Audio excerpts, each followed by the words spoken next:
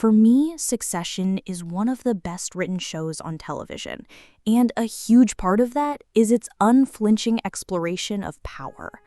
It's a show about how power is craved, how it's taken, and most importantly, how it's wielded. And the man at the center of it all, Logan Roy, is a different breed of manipulator than what we're used to seeing on TV. Think about other great TV antiheroes like Walter White or Saul Goodman. Their stories are often about underdogs using their wits to outmaneuver opponents who have more power. But in Jesse Armstrong's world, the manipulator already has all the power. Logan Roy isn't climbing the ladder. He is the ladder. He's the obstacle everyone else has to overcome. His game is about maintaining absolute control, and he does it through a masterclass of psychological warfare. He has a whole toolbox of tactics, but they generally fall into a few key categories: raw coercion, pitting his subordinates against each other as competing rivals, and creating a false reality that serves only him. So today, let's take a deep dive into the mind of Logan Roy and break down the brutal mechanics of his power. Let's start with his most straightforward and perhaps most brutal tactic: coercion. Logan's power isn't just implied, it's a weapon he brandishes constantly.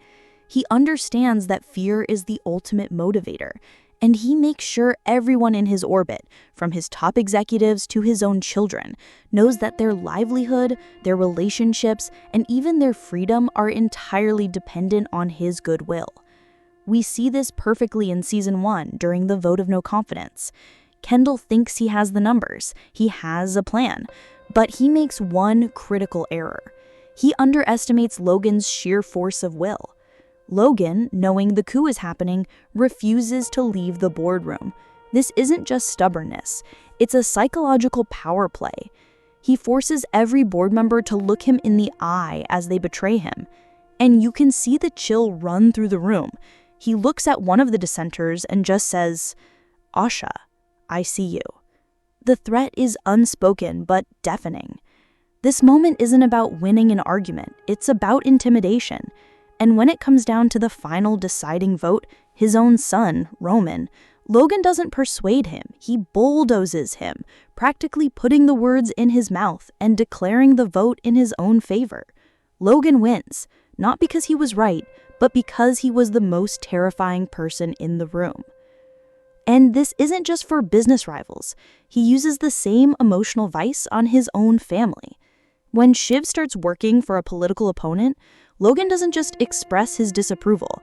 He waits for the perfect moment, by a quiet fireside, and says to her, "I've always tried to do right by you, Shiv, and maybe I should just let them come for you."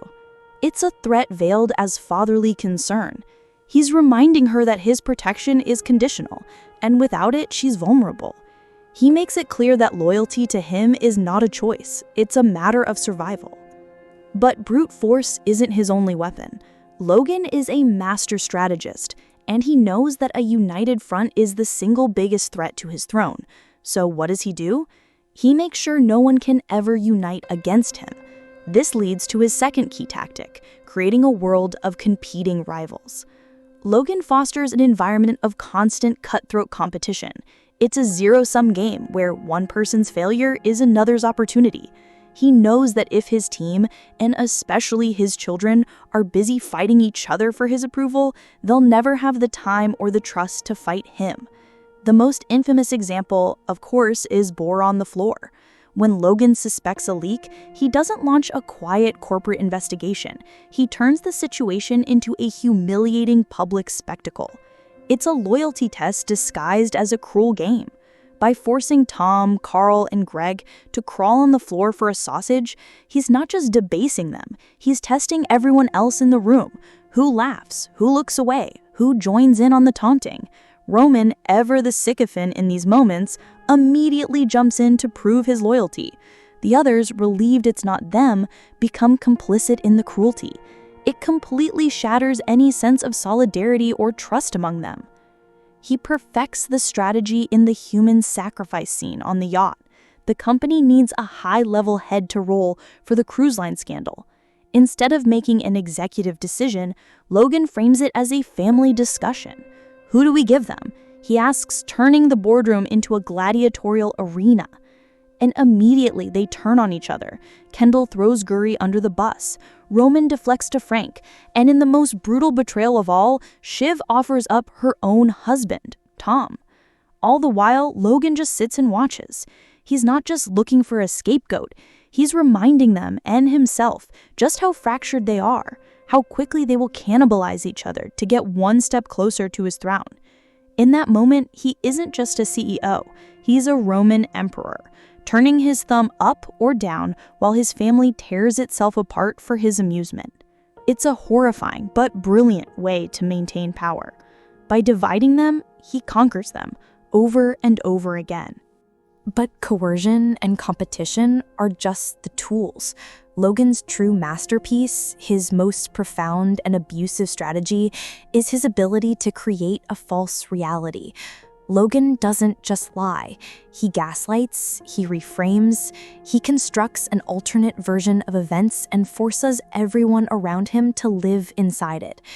In Logan Roy's world, the truth is not a fixed point. It's whatever he decides it is in that moment.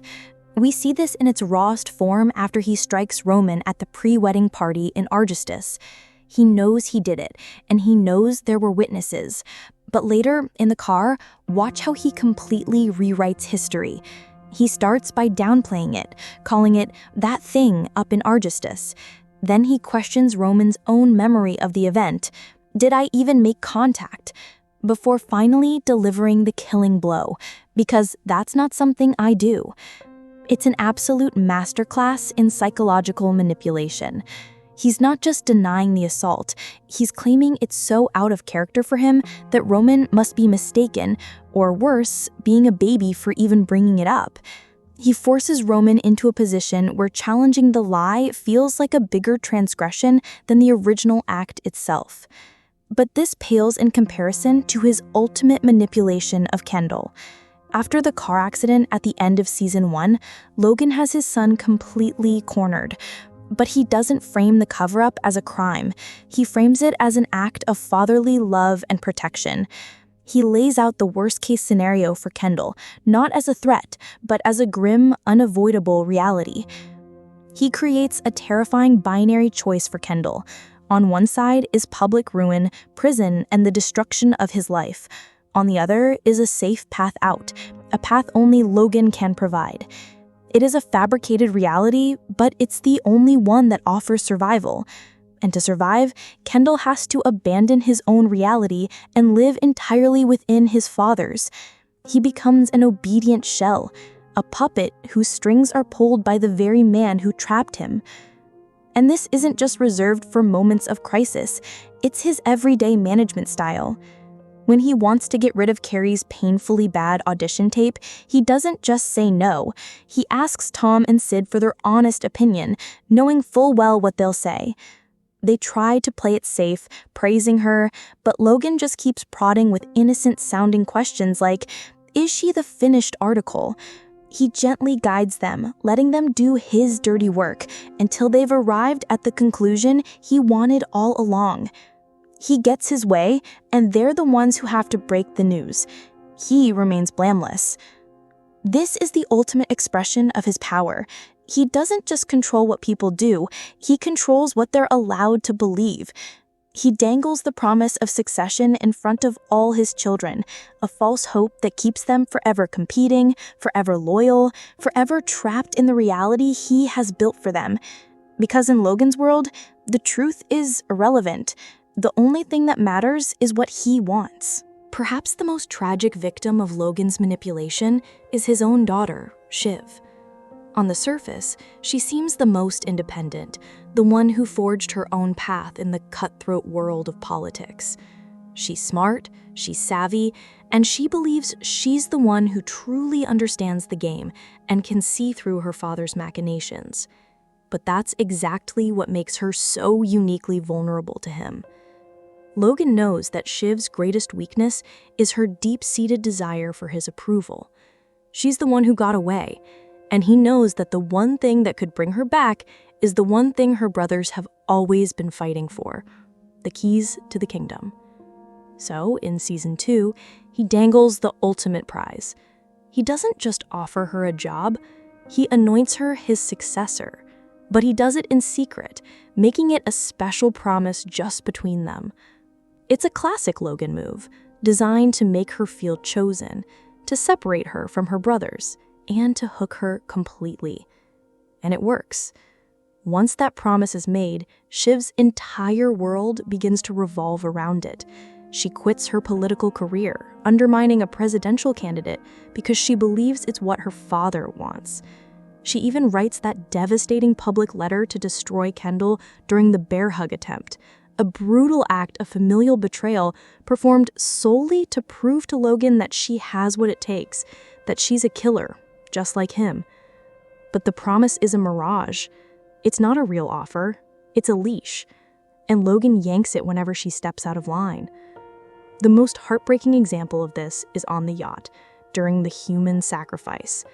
When the pressure is on and everyone is turning on each other, Shiv does the unthinkable. She offers up her own husband, Tom. She sacrifices her most intimate relationship, not for the good of the company, but to prove her loyalty to her father and secure her place as the heir. She thinks she's passing his final, brutal test. But the test was never about finding a successor. It was about confirming his own power. He uses her, gets her to do his bidding, and then, in the end, sells the company out from under all of them without so much as a warning. The reality he built for her, the one where she was the chosen one, was just another tool of control. She spent years twisting herself into the person she thought he wanted, only to discover that he never wanted a successor at all. He only ever wanted pawns. So, when you put it all together, what does it tell us about Logan Roy and the world he's created? It shows that the dysfunction of the Roy family isn't an accident. It's a meticulously designed system. Logan isn't just a bully. He is an architect of psychological torment.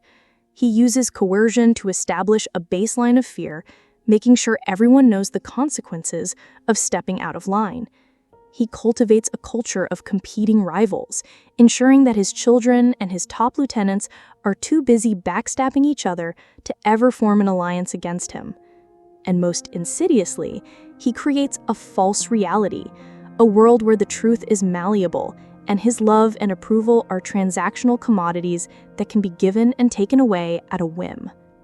The ultimate tragedy of Succession is that his children spend their entire lives fighting to win a game that was always rigged. They contort themselves into pale imitations of their father, scheming, betraying, and sacrificing their own humanity, all for a prize that was never really on the table. They are so desperate to be the criminal, as Bertrand Russell put it, that they never realize they are, and always have been, the primary victims. In the end, Logan Roy's power wasn't just in his wealth or his media empire.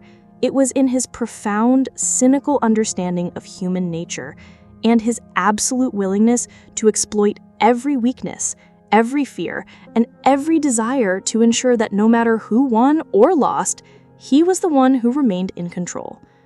It's a chilling portrait of how absolute power doesn't just corrupt, it hollows out everything and everyone it touches, leaving nothing but a void in its wake. Ultimately, Logan Roy's playbook was a masterclass in psychological domination. He used every tool at his disposal not just to win, but to ensure no one else could even imagine a world where he wasn't on top. But Logan is just one piece of this incredible ensemble. The real magic of Succession is how every character reacts to his gravitational pull. So I want to know from you, which characters should we break down next? Are you interested in Kendall's tragic ambition, Shiv's calculated self-destruction, or Roman's twisted quest for affection? Drop your suggestions in the comments, and while you're down there, hitting that like and subscribe button ensures you won't miss the next video. Thanks for being part of the observation. See you next time.